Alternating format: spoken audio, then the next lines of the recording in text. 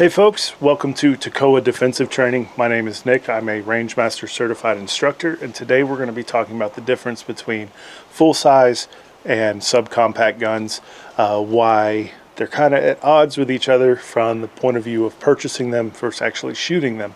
For example, today we'll be using my FN 509T or 509 Tactical as a stand-in for a full-size gun. This is kind of a full-size, kind of a compact, but we'll go with this. And for the subcompact category, we'll be talking about this. This is my Beretta Tomcat 32 ACP. So one thing I want to go ahead and do is a disclaimer right off the rip. These two examples are not all encompassing, and there are some disparities between the two other than just size. The 509T is a 9mm, this is a 32 ACP. So there's a substantial difference in the caliber off the bat. However, I will say if this were a 9mm, it would be even more unpleasant to shoot. So what we're going to do is we're going to put a paper target down range. We're going to go to 10 yards and we're going to fire 10 rounds with each gun and see what that looks like. So right there we have our target. It is a RE Factor defensive target. It's got some anatomy and stuff. Everything's a little bit different person to person. But since we're talking about this in a defensive context, I find it helpful to use this as a visualization. Obviously, the human body is not the same all over, and if we're trying to solve a violent attack, those rounds need to get where they need to go. So why are these two pistols at odds with each other? One is easy to shoot, or easier to shoot. The other is easier to carry and conceal. So right now, I am carrying my FN 509T Appendix. With the right clothing, it helps in terms of comfort, because a lot of people say it's uncomfortable. The right holster helps, and we'll talk about that some when we go back up there. The Beretta is in my pocket. This is a very easy gun to carry because it's tiny. That comes with its own caveats though. Easy to carry doesn't necessarily mean easy to shoot. Easier to shoot doesn't necessarily mean easier to carry. This is a problem that's experienced by both men and women in the self-defense world. However, on the sales side, this is something that women fall victim to far more often than men, at least in my experience, having worked at a gun store. Some of the horror stories, women are told to grab the dainty little gun because maybe they feel that's all they can manage. Pink revolvers are a stereotype for a reason. Self-defense with a firearm is dependent on three factors. One is actually having your gun with you. Two is being accurate with it. And three is being fast with it. You can do speed and accuracy however you want in terms of the ranking. They're equal. You can be accurate and fast, fast and accurate, but you need to be both of them. But none of that matters if you don't have your gun with you. So while that is a mark in this one's category, we're about to see why that isn't everything. We're going to start with the FN 509. I'm going to go for the head with the 509T, and then we're going to go with the body with the Beretta Tomcat 32. No particular reason other than the body is a little bit bigger target, and based on my experience with this Beretta, that'll work in our favor. The other thing is I've changed the rules. I was going to do a 5-shot group. We're now going to do this with the full magazine capacity of the firearms. So I have 17 rounds in this FN 509T, and we have 7 rounds in the Beretta.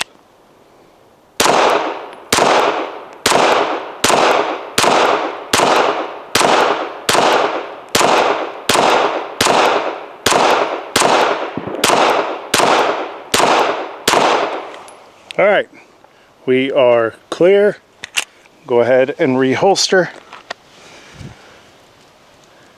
I wasn't going extremely slow, but I wasn't going extremely fast either. Again, we are only at 10 yards. This Beretta has a tip-up barrel and can be safely carried with the hammer down in double action mode, meaning your first trigger press is long and heavier because it is cocking the hammer and releasing it at the same time. It also has a manual safety, so you could, in theory, carry it cocked and with the safety on. While there's different modes to carry this gun, I most commonly carry it with the hammer down with the double action first shot. So that's how we're going to do this little demonstration. Again, we have 7 rounds of 32 ACP, and we're going to go for the vitals in the body section and see what we get.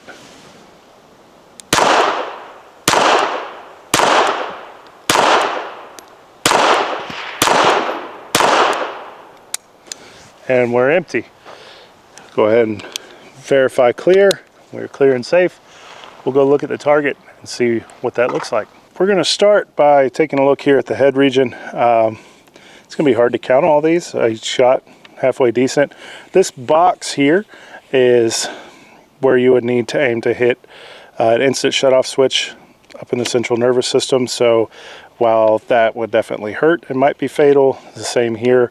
You really need to be inside this box. Some of these are touching. I'm happy with that performance for the most part. Always room to improve. But we can see, you know, there's my fist, there's my hand, pretty tight.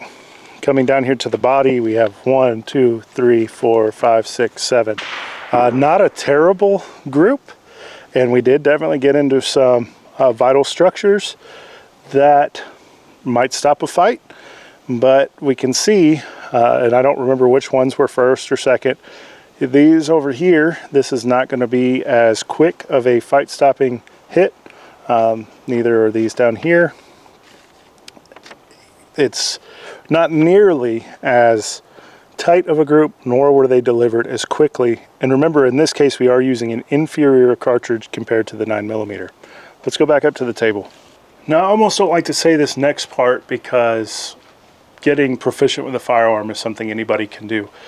I have spent a significant amount of time with this Beretta Tomcat to even get to the point where that performance was an improvement. This is a hard gun to shoot well. We have very small sights. We've got a weird trigger, a weird grip. We're shooting an anemic cartridge by today's standards. And the only reason that I'm able to practice as much as I am with the price of .32 ammo is because I reload. So I'm not saying that I'm spectacular at shooting this. I'm just saying it took a lot of work to even deliver that performance. Because initially this was purchased to be a secondary carry gun or a deep concealment gun when this is the only thing I could get away with. My first range trip, where I tried to put myself under some time and accuracy standards, showed me that there was a lot of work that I needed to do with this gun to get to that point, and it's something I am still trying to get better at. So this is not me beating my chest saying, see, that's the best I can do, you can't do any better. You probably can if you put in the time and effort, but recognize that this gun is not intuitive to shoot well, and for guys my size with bigger paws, it's kind of hard to shoot.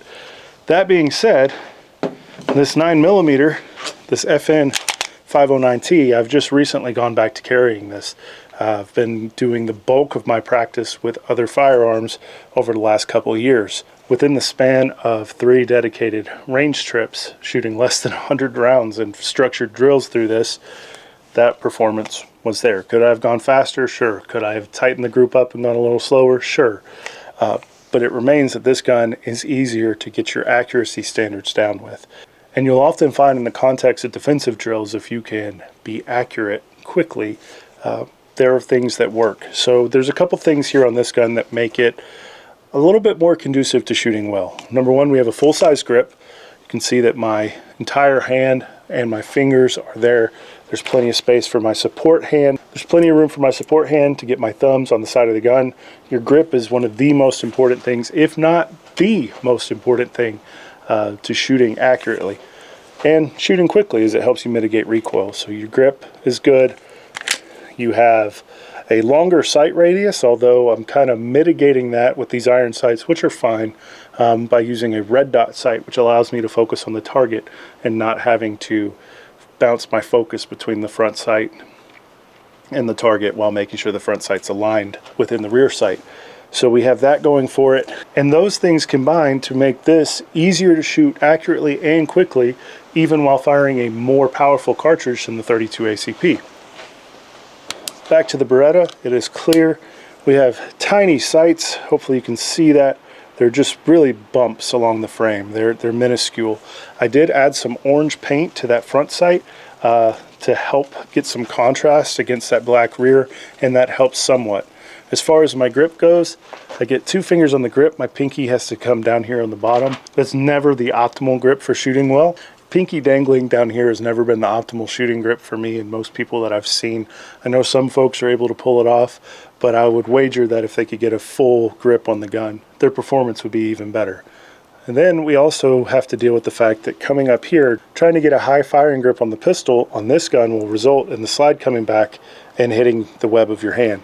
So you almost have to under grip the gun and remind yourself to grip it lower. As far as getting a support hand on the gun, there's really not much you can do here. I end up doing some sort of thing like this where I'm bracing off the trigger guard. Not ideal. It certainly helps stabilize the gun more than shooting it one hand, but it's nowhere near as efficient as the two-handed grip that I can get on a mid-size or full-size gun. Now, I do not want this video to come across as me saying that you shouldn't get one of these or telling you what to buy or not to buy. This gun has been a ton of fun. If you want one of these as a fun gun, it's got a threaded barrel. I've got videos over on my Archetype of Man channel shooting it suppressed, which I'll link to down in the description. I'll link to the review on the 509T as well. I'm not saying don't buy one. I'm saying that in the context of defense, just understand that something like this is going to require significantly more work to be proficient with. Conversely, my shooting the FN 509T is not me claiming that this is the best pistol ever, or that you absolutely have to get one of these. There's plenty of guns that will check the same boxes. My wife carries the FN 509C, so it's a slightly more compact gun, does away with things like the threaded barrel, or in her case, the optics mounting, and a little bit shorter grip. She's got smaller hands, but she can still get those accuracy and speed standards down with that gun. So for me, going back to this was a function of magazines. If I have a spare magazine, she can use my mags. I can't use hers because they're too short for this gun. But this is a fine pistol as well if you want to pick one up. Other comparable semi-autos in this kind of category, if you want to do away with the tactical side with the threaded barrel and all that, would be like your Glock 19, your Smith & Wesson M&P series. Those things are perfectly fine as well. In terms of caliber, the brass cased round on this little guy is your 32 ACP, and then the nickel plated case is your 9mm. While it may not look like a huge difference just looking at it here, just recognize that size isn't everything, and the 9mm is loaded to considerably higher pressures. There's more velocity, which is going to help with things like hollow point expansion, and as well as being more readily available. The 9mm is also a slightly larger diameter bullet and is more readily available, which translates into cheaper practice sessions for you. It's not that we are 9mm fanboys here at Toccoa Defensive Training. It's that 9mm is the economical choice for a lot of us. Shootability is high. It's a relatively low recoiling round, especially in a larger pistol. You have adequate terminal performance. These particular rounds are federal HSTs. They're used by law enforcement all over the nation. There's considerable testing done to ensure that they most likely will do what they're intended to do downrange, and they're readily available. I would wager that almost any gun store you go in, as long as they can get it in stock, are going to have 9mm, and probably several offerings in that caliber. 32 ACP, not so much. I found it a few times commercially available. Most of this I load myself. So here on the Toccoa Defensive Training channel, this isn't so much about the guns themselves. I will provide links anytime I can over to Archetype of Man, which is my other channel, where I focus more on the gear side of things and reviews. I have reviews on both of these pistols. This gun I've actually had for about 6 years, and it's been great. So this is mainly a concept thing. These are just the tools I had to illustrate that. Don't get suckered into gun store employees, your boyfriend, your dad, your wife, your brother, whoever, telling you that the small gun makes the most sense for you. At the end of the day, we can work on concealment and being able to hopefully conceal a bigger gun. There are great products out there like the Filster Enigma, which I will link to in the description. It's a lot easier to fix concealment issues in my experience than it is going to be simple physics and shootability. Carrying a concealed firearm for personal protection is an incredibly personal choice, and there is no one-size-fits-all approach to that. The bigger the gun, the easier to shoot. The smaller the gun, the easier to conceal. Rings true in many cases, but like I said, everything's not a one-size-fits-all solution. If you are just getting into concealed carry and you're looking for that perfect carry gun for you, my advice would always be to try as many as you can. Find what you can shoot well, and then build upon that and work the concealment aspect rather than find what you can conceal well and then try to build the shooting aspect. At a certain point, There's only so much we can do with physics. The 32 ACP is significantly weaker than the 9mm. Had this Tomcat been chambered in a 9mm, the recoil would probably have been pretty harsh and unpleasant and would have made shooting it even harder. As always, I highly recommend obtaining quality training from reputable instructors. It doesn't have to be me. If you need help finding trainers near you, please reach out to me either in the comments or at tacoadefensivetraining@gmail.com, and I will try to find somebody in your area. Thank you for watching. If you find this information useful, please give me a like and consider subscribing for more concealed carry tips and tricks.